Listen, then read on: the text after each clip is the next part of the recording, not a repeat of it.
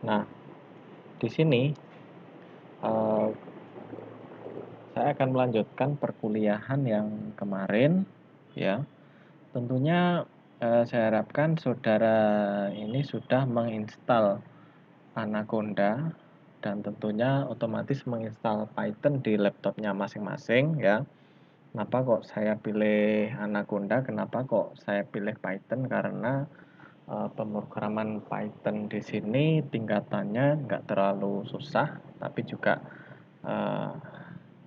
banyak dipakai, terutama dalam data science. Nah, jika Anda masih kesulitan menginstal, ya silakan cari tutorialnya di YouTube atau bisa dicoba tutorialnya lagi di YouTube. Namun seandainya saudara nanti tetap menemui kesulitan, nah hari Sabtu silakan menemui saya di kampus 1 di Jalan Maijen Panjaitan. Oke, langsung saja kita buka Anaconda Navigator. Ya. Ya, untuk membuka Anaconda Navigator ini lama waktu bukanya, ini tergantung dari spesifikasi laptopnya masing-masing, ya. Ya, dan dimohon agak bersabar sedikit.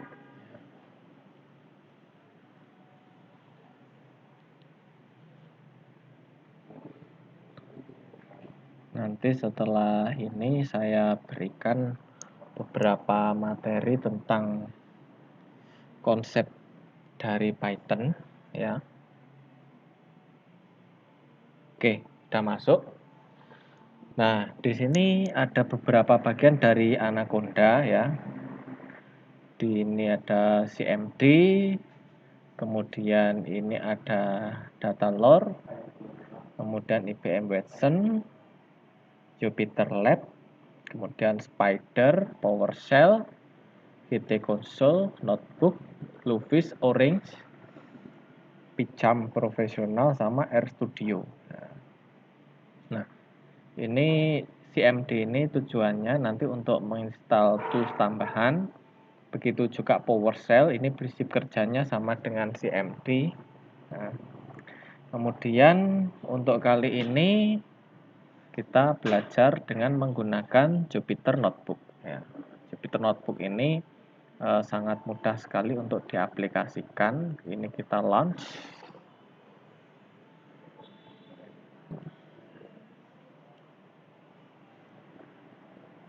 Oke, Jupyter Notebook ini tampil di browser ya biasanya. Jadi saya harapkan Anda update browser yang terbaru. Oke. Nah, di sini Anda bisa membuat folder baru, ya. Misalkan new folder, nanti yang muncul adalah untilted folder, ya. Untilted folder ini bisa Anda rename, ya. Misalkan menjadi belajar Python. Oke, kita rename. Oke, selesai. Kemudian kita masuk ke folder belajar Python. Nah, yang berikutnya ini kita klik new di kanan atas, tapi nggak di pojok, ya. New Python 3. Nah, selanjutnya akan muncul tampilan seperti ini, ya. Misalkan ini kita ganti namanya dengan latihan dasar. Oke, bolehlah kita rename. Nah, untuk latihan dasar ini, ya, ini saya awali dengan catatan konsep dasar, ya. Ini karena teks biasa atau judul, maka saya buat heading, ya. Ini adalah konsep dasar. Untuk menjalankan perintah pada Jupyter Notebook, maka kita klik saja, kita perhatikan keyboardnya, yaitu Shift Enter. Nah, Selanjutnya setelah kita tulis judulnya, nah saya ketikkan konsep dasar daripada Python ini. Nanti yang kita pelajari, yang pertama ini diantaranya adalah variabel. Kemudian yang kedua adalah kata kunci atau keywords. Kemudian yang ketiga itu nanti adalah operator. Kemudian yang keempat ini adalah delimiters. Delimiters ini adalah pembatasan karakter tertentu. Misalkan dia berupa string atau tag. Kemudian yang kelima ini adalah komen atau komentar. Kemudian yang keenam di sini adalah fungsi atau function. Oke. Karena ini hanya catatan, maka ini saya markdown saja. Oke, ini hanya catatan biasa. Oke. Selanjutnya kita menginjak ke yang pertama, yaitu adalah variabel ya. Variabel di sini ya kita kasih tanda tag variabel. Ya, oke. Kemudian untuk variabel ya, misalkan kita tuliskan A sama dengan 6. Ya, coba saja kita shift enter. Nah, kalau misalkan tidak ada error, berarti dia bisa kita jalankan. Nah, misalkan lagi kita ketikkan perintah print A. Nah, kita enter low. Berarti kan dia keliru. Anda keliru dalam memasukkan perintah. Ya, sintak error. Sintak error ini bermakna perintahnya error. Nah, misalkan print A. Nah, dia akan muncul nilainya, yaitu 6. Nah, misalkan kita tambahkan lagi daripada variabel, misalkan A-nya 6, B-nya ini 4. Ya. Misalkan di sini kita buat variabel yang baru, C sama dengan A ditambah B. Ya. Nah, ini kita coba apakah error. Oh, ternyata tidak error. Nah, untuk menampilkan C, ya kita tampilkan saja print dalam kurung C. Nah, hasilnya adalah 10. Oke. Selanjutnya kita coba dengan perintah-perintah yang lain. Ya. Misalkan yang D ini adalah A dikurangi B. Ya, kita coba saja. Kita coba lagi. Ini kita utak-atik tidak masalah. Misalkan print do. Ya. Nah, dari sini kita lihat bahwa penjumlahan dari A ditambah B ini adalah 10. Kemudian pengurangan A dikurangi B ini adalah 4. Nah, misalkan dibalik, tidak masalah. Misalkan B dikurangi A. Ya, berarti langsung saja. Nah, 4 dikurangi 6 hasilnya adalah negatif 2. Ya, seperti itu. Oke. Kemudian kita lanjutkan lagi dengan operasi perkalian ya. Ini dengan operasi perkalian. Misalkan di sini yes pencet negak ruwet tak tulis di bawahnya saja ya. Misalkan P sama dengan misalkan mau angka berapa, misalnya 7 ya. Kemudian hi misalkan kita coba dengan mau minta angka berapa? Mau minta angka 5, oke, enggak apa-apa.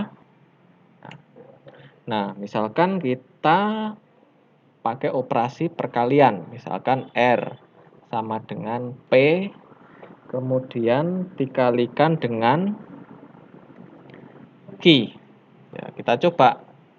Nah, ternyata perintahnya itu benar. Nah, maka kita coba misalkan print R. Nah, berarti 7 dikalikan 5 adalah 35. Ya, misalkan kita tambahkan lagi perintahnya S sama dengan misalkan P dibagi dengan Q. Ya, kita tes, tidak ada yang error. Nah, karena kita penasaran sama jawabannya, maka kita coba saja print S. Nah, ternyata saudara-saudara di sini hasilnya adalah 1,4. Nah, di sini nanti sebenarnya juga bisa kita tampilkan desimalnya. Ya, ini untuk tampilan desimalnya juga tergantung dari spesifikasi daripada komputer yang Anda pakai ya. Jadi nanti silahkan pakai kira-kira komputer atau laptop yang kira-kira kuat untuk komputasi ya. Ini namanya operasi perkalian dan pembagian ya. Untuk yang saya kasih tanda tag ini, tanda pagar, ini adalah komen. Nah, ini juga di sini adalah operasi penjumlahan dan pengurangan. Oke. Nah, ini bisa Anda coba di rumahnya masing-masing. Nah, misalkan saya lanjutkan lagi ya. Misalkan di sini kita kan juga pernah bermain tentang bermain ya. Kita juga pernah belajar tentang matriks ya. Kita coba misalkan ojo A terus misalkan kita coba variabel lain, misalkan M ya. M di sini misalkan ada 6, 5,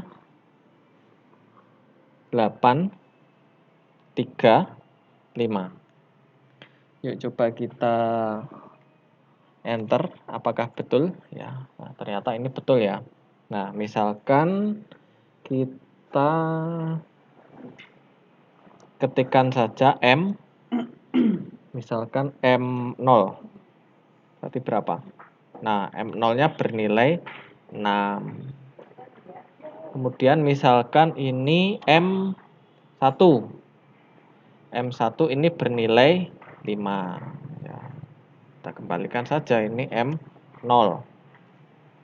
Kemudian misalkan ini ada M3. Ya. M3 berarti nanti angka yang muncul adalah 3 ya. Perlu diingat bahwa ini 6i, M0, M1, M2, M3 dan M4. Ya, oke. Kemudian misalkan kita tampilkan saja print M. Nah, nanti dia akan muncul sebuah matriks ya. Oke, misalkan kalau kita buat variasi lagi, misalkan N sama dengan di sini kita ketikkan saja Waalaikumsalam. Misalkan 1, 2. Ini nanti munculnya apa? Nah, misalkan print N.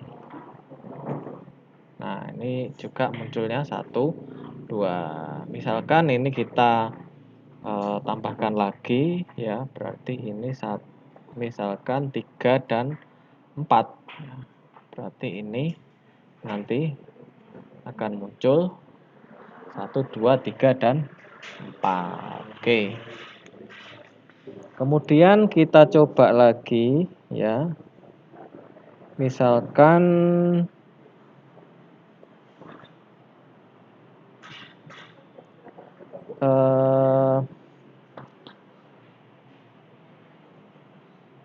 len M misalkan. Nah, panjang dari M ini adalah 5. Ya, len M ini merupakan panjang daripada matriks. Oke.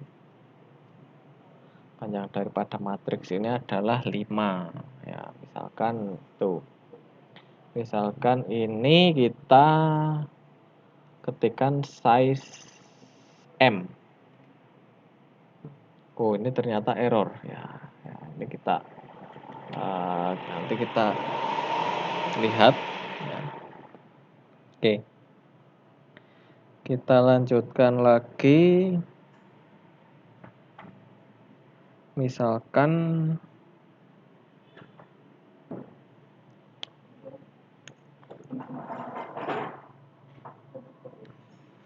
kita lanjutkan ke fungsi ya. Misalkan